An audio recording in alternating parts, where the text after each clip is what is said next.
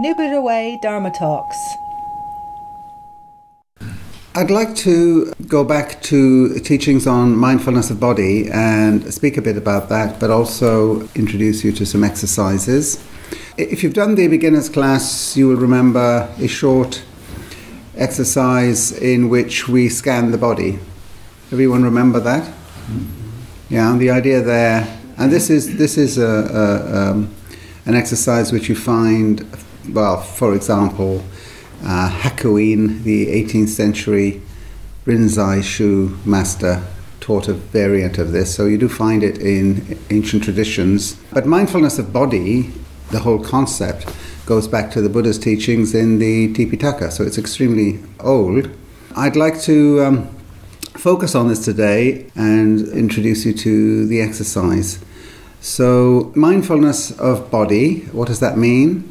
Well, mindfulness is paying close and continuing attention to some aspect of one's experience in a non-judgmental way, just as bare experience.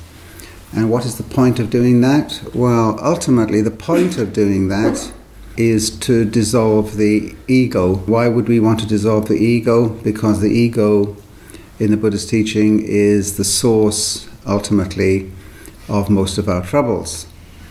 And that is a teaching, actually, which you will find in most religions in one form or another, the troublesomeness of the ego, and that's why all religions teach humility. Whether it's Christianity, Islam, Hinduism, they all share that same focus on the strong sense of self, the grasping self. In Sufism, they talk about the grasping self or the commanding self. So that is something that all religions or spiritualities have in common. Mindfulness of the body is one exercise directed to dissolving or subduing or softening the sense of self as something which is separate from the world and therefore is challenged by the world but would like ultimately to conquer the world. My ego or our egos would like to conquer and manipulate the world, and in doing that we cause mayhem for ourselves and for everything around us. So we need a different understanding of what we are. Not one in which the self disappears completely, but in which we understand it in a different way as not a separate, permanent thing. So mindfulness of the body is a way of helping us to soften the sense of self, of possessiveness, greed, rejecting, and so on, and make things much more peaceful for ourselves, inwardly, but also for all those around us and for our relationship to the environment and other creatures. So how does this work? Mindfulness then is a kind of focused awareness, and what we're taking as the object of meditation here is our own body. And in the Buddha's teaching, we should do this in a questioning way, as though to say, what is this thing that I call my body? Am I my body? This self that I protect and build up and defend, what is it? Can I find it? Is it, for example, is it my body? Meditation isn't trying to answer the question intellectually, it's trying to do something for you to see for yourself that it's actually quite perplexing to try to find this thing that you think is your separate self.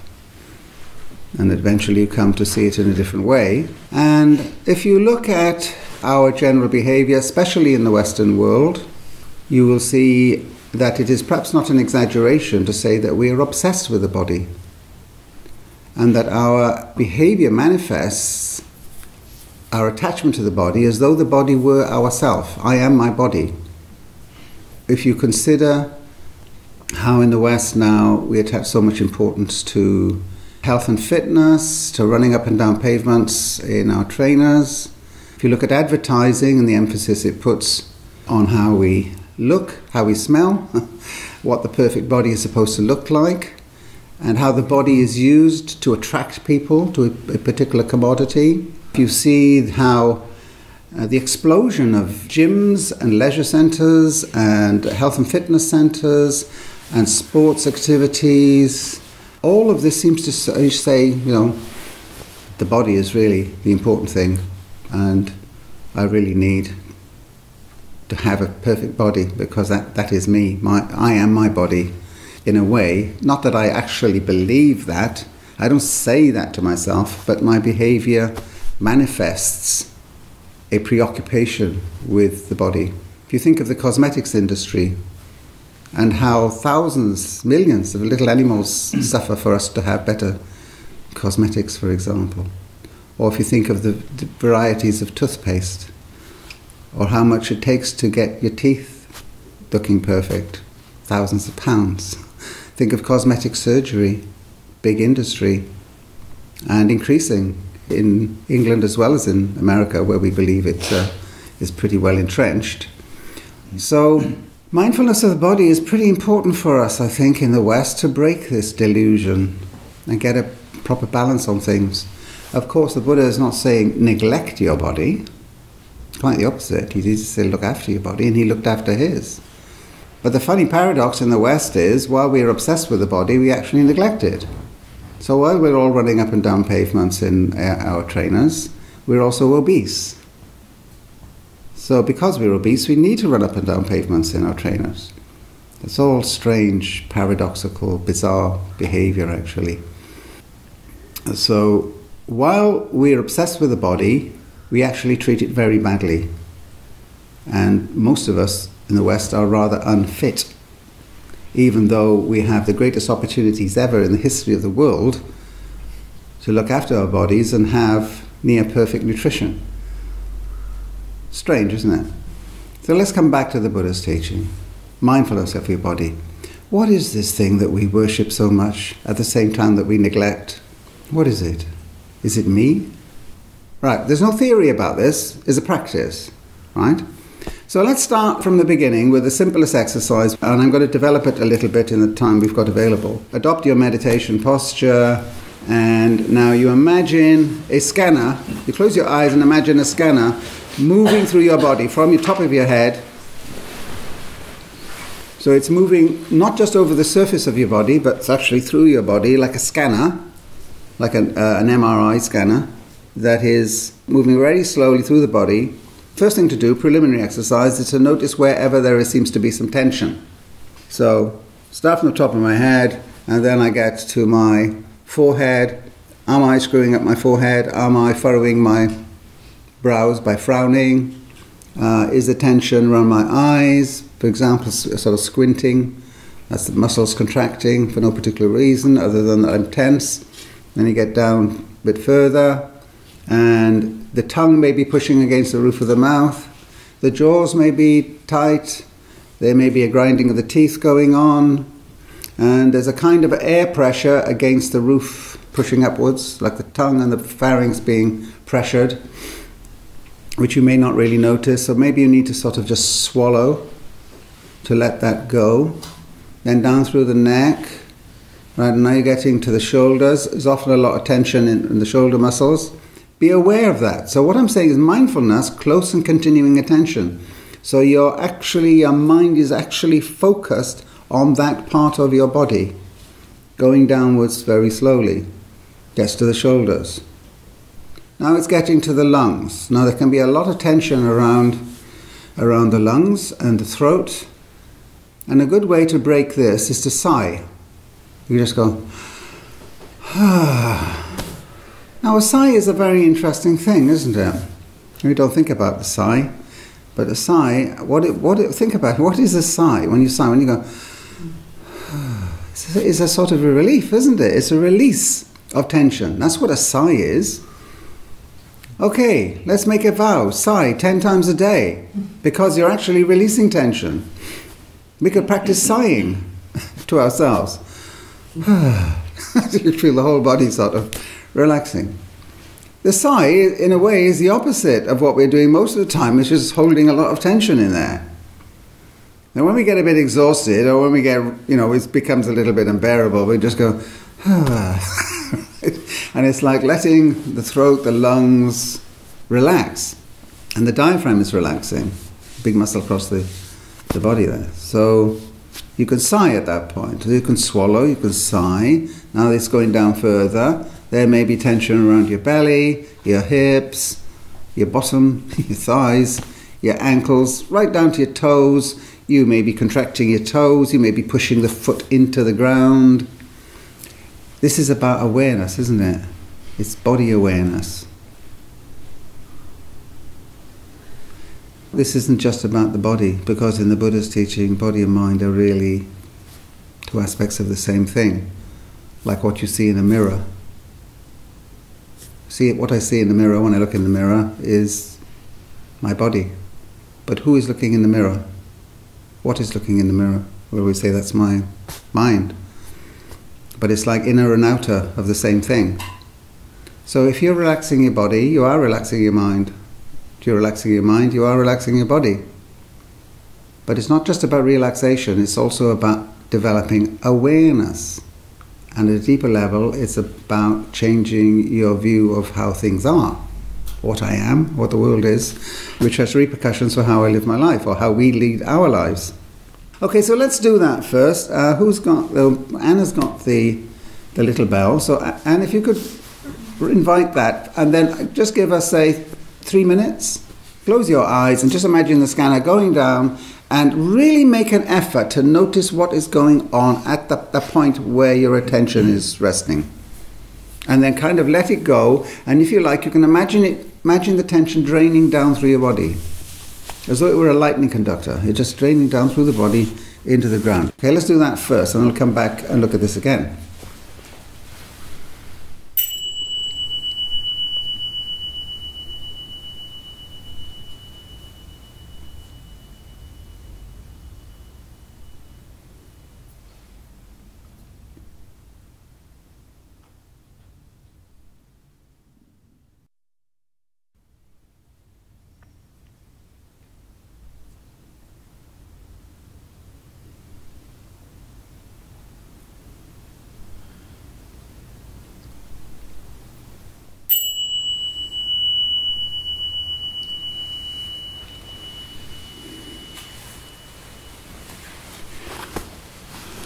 Right, anybody notice anything significant about that? Were you able to do it?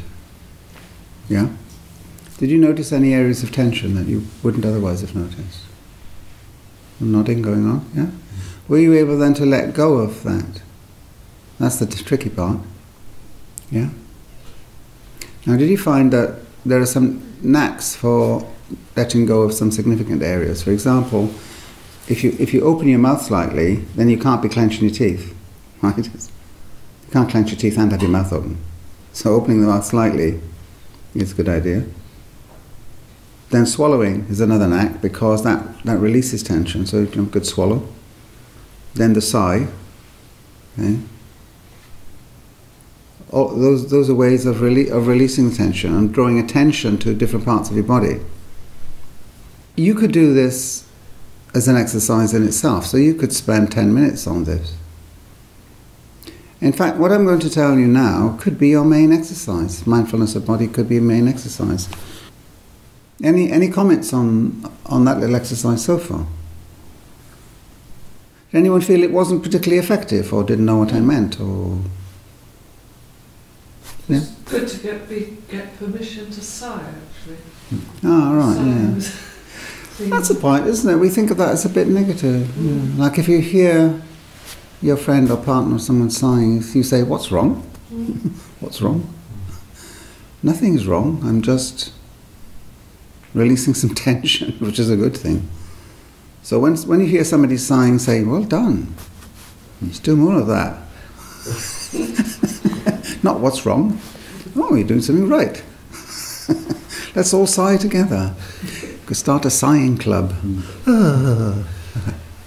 It does feel good though, doesn't it, when you sigh? Have you noticed that? It does feel it does feel good, yes, Paul. It feels to me as if the observer is here, and I know that's a delusion, and it's also a kind of aspect of embodiment as well. Yeah. I'm wondering why I can't actually think here, or why do I think I'm observing from this point? It's probably because you may have noticed, the eyes in the front of your head.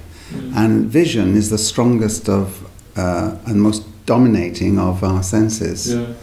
So we tend to associate that with consciousness, because if you close your eyes, it's as though something has been lost in your consciousness. And if you close down all your senses, then your consciousness gets in deep trouble. In fact, it'll probably fizzle out pretty quickly, because consciousness is associated with your senses.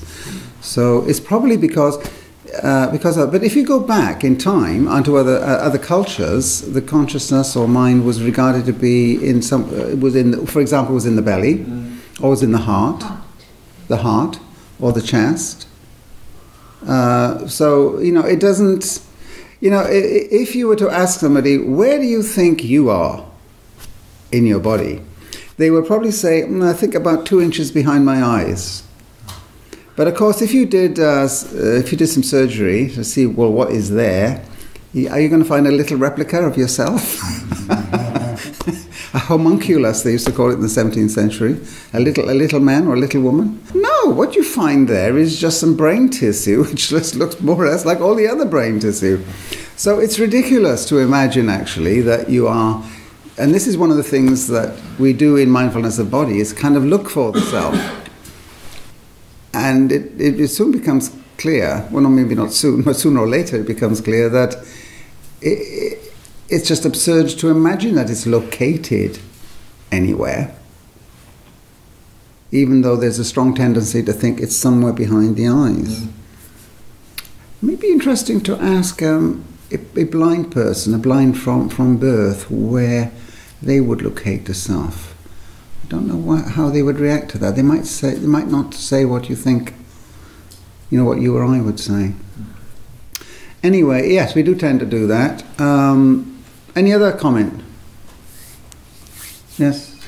I found it was interesting because I've got some pain in my knee today, which I don't always have. But it's there today, and it felt a bit like when if we're meditating and we have an itch or something, and we just try and allow it to be, and it will then go.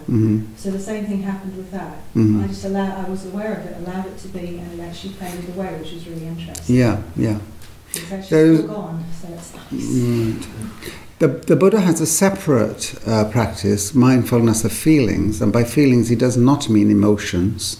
He means pleasure or pain, and that is a separate. Well, when I say separate, relatively separate exercise. But today we're just, which, and thank you for mentioning it. We'll come back to it. But today we just want to be sort of awareness of this thing we think is our body. Here is another little exercise. Close your eyes and put your arms out, right? So there's not much contact with anything, and just touch your 2 fingertips. Let the other fingers go free, so they're not touching anything.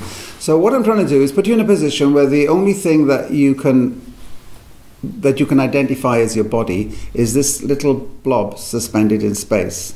And after a while, if you really focus on that, it will start to seem like a very curious thing. What is that that's suspended in space? So I know this is weird, but let's just do it, shall we? Right? So thank you, Anne.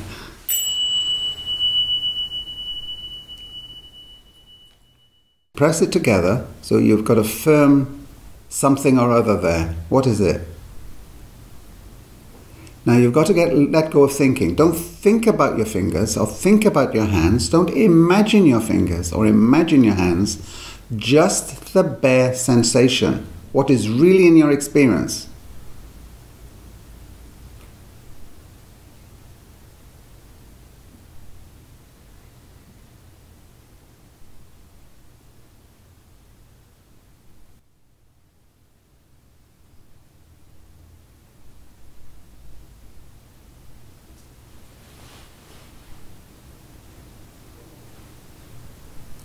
Keep your mind in that one spot, don't let it wander.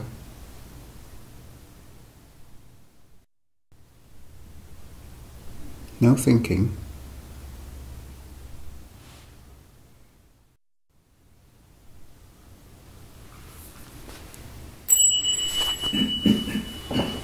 Anyone like to describe that, whatever it was? Yeah, Yeah, yes. Shriyani. I felt the tension at the beginning, Mm-hmm. and then there's nothing. There's nothing. There's nothing at all. No. Right, it just disappeared. Did it come back again? When No, you no, said, no. yeah, it's okay, then it came back. When I, Mm-hmm, yeah, It just disappears. Yeah, that can happen. Yeah, that's right. Yeah, it doesn't happen with everyone, but if you do it long enough. First of all, usually it goes something like this. First of all, what you're doing is imagining your hands and your arms. So you think to yourself, it's my hand touching my hand. But that's not to follow the instruction. The instruction doesn't say anything about thinking or imagining. Pay attention to the actual experience. And the only experience you've got is of this contact. So that's the first thing, letting go of the image of what you're doing, or the thinking about what you're doing. Now if you can actually, so this is mindfulness, by the way, because mindfulness is, letting go of the thinking, the images and rest of it, and actually pinpointing the particular experience in itself, or by itself. So then the next thing that happens is that it seems to be like a little pebble or something that's suspended in space. Do you know what I mean? It's as though it's out there by itself. So it's no longer my left hand, my right hand, it's just something in itself, which is neither left nor right, nor my hands, just like maybe like the planet Earth, suspended in space. It is just suspended in space, isn't it? So it's just like a little pebble thing. Now if you go on doing it, the next thing that happens is it might disappear, which is really weird. You think, where has that gone? But if you wait long enough, it'll probably pop back again. So it'll go in and out. Now, where we're going to with this is to say, well, okay, is that me, or is that anything to do with me? Because if this is my body, that this is how my whole experience of my body is made up of such experiences. So we're going to generalize that now, we're going to do another little exercise. Now what I want to do this time, when you scan your body, is notice how much of your body is actually absent. To go back to Shriyani's point, that if you took away your image of your body, and you're thinking about your body, what you'll find is that the top of your head is missing, unless something lands on it. The middle of your back is missing. The middle of your thighs are missing. Maybe the soles of your feet are missing. The bits that are not missing are the bits that are in contact with something. And then the imagination joins up all the rest. So what I want you to notice this time is how much of your body is actually missing in your actual experience. So we'll just do the scan again, and now I want you to note what is actually in your experience and what is not in your experience as far as your body is concerned, right? So here we go.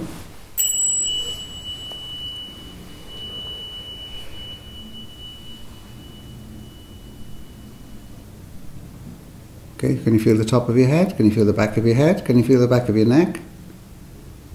Can you feel your ears? Where are they? Missing? Now stay very still, because if you move, of course, then you'll have the contact with your clothes, and that'll tell you something. So stay very still.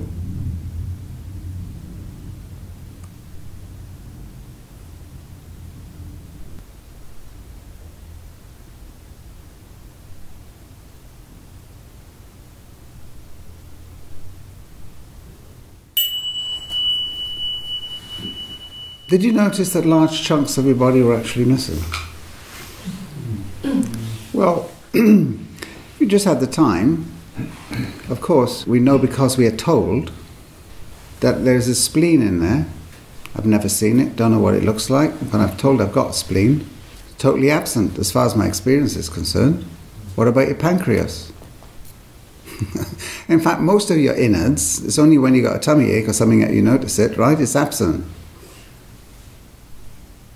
What about your brain? I assume I've got one. I've never seen it. Maybe it's empty in there.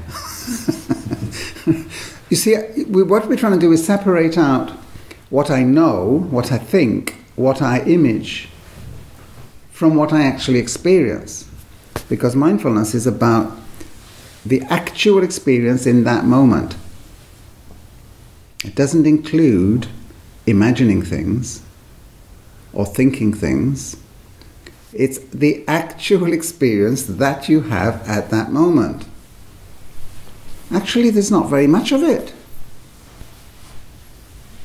Most of it is what I imagine or visualize or think. That's most of it. That's making it all hang together, which is a pretty active part of the mind, which gets things wrong a lot of the time as well. So we're coming back to bare experience, that bare and actual. The word actual is very important. By actual, connected with the word act, the act of attention, what is actually in the act of attention. So the top of my head is missing. It's not in my attention. Right? My spleen isn't in my attention. What is left? Not very much, actually. Probably my tongue touching my teeth, the contact of my legs with the ground, etc. The rest of it I've patched together. We're just following a road along the path of mindfulness of body. We can take this further. Now we're noticing absences. Now we're starting to notice that the mind is active. If we let go of the activity of the mind, where do you think your worries and your troubles and your anxieties come from? Do they come from the contact of the tongue with the roof of the mouth? I don't think so. They come from thinking, imagining, looking into the future and wondering how it's going to be, looking into the past and thinking how it was and how it shouldn't have been, maybe. None of it is actual, meaning that none of it is something that is in my actual experience now. So we're just trying to get the mind, we're trying to train the mind to say, okay, let go of all of that. Now there's peace in that. That's the first thing. But then there's more than that, because we're starting to understand, or we try to unlearn what we think we are. So I think I am my body. Well, that's interesting, isn't it? Seeing as in my actual experience, most of it is absent. Okay, that's probably enough for one day. We'll continue with some mindfulness of body stuff and some exercises next week.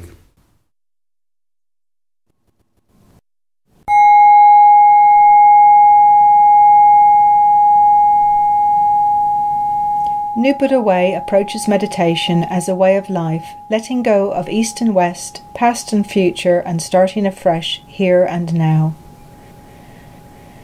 To find out more, visit www.newbuddhaway.org.